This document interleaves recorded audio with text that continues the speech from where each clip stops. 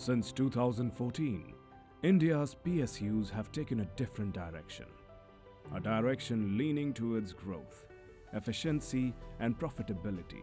Today, we are self-reliant and strong.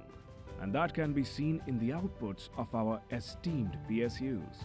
We at PhillipCapital had predicted this with our in-depth research and analysis team. Our Jewels of Bharat event held in February in New Delhi was deemed as insightful by financial institutions and investors across the globe. Hence, to continue with this momentum, we are here with another captivating event, that is Jewels of Bharat 2.0. We believed in this government's vision to change the face of India forever. PSU stocks have witnessed profit growth by 31% CAGR in the last 10 years, with their share in the BSE 200 universe improving from 33% in 2014 to more than 38% in 2024. Bigger opportunity.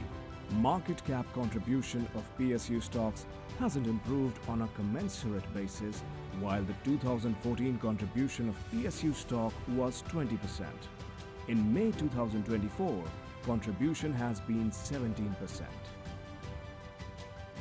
With the government aiming for a $25 billion defense sector turnover and $5 billion in exports by financial year 25, the future is bright for domestic manufacturing.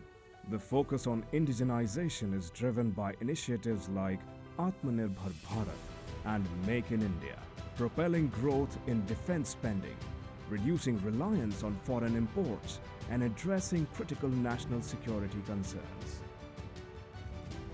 The banks have demonstrated an incredible resurgence in profitability after the pandemic, with return on the equity improving to 15% in financial year 24 from -3% in financial year 20.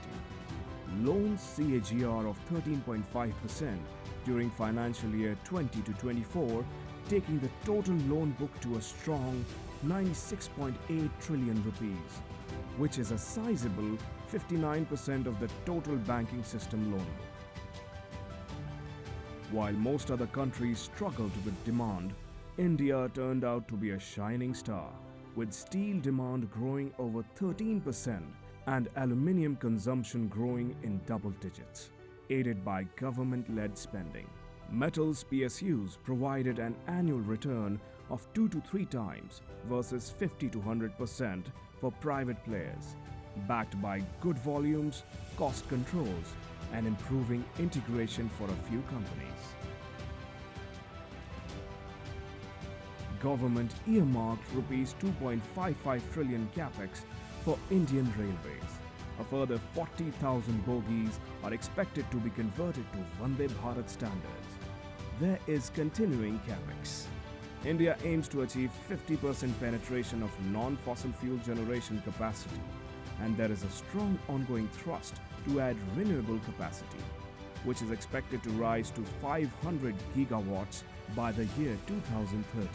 In India, peak power demand touched 243 gigawatts in September 2023 and is set to rise further.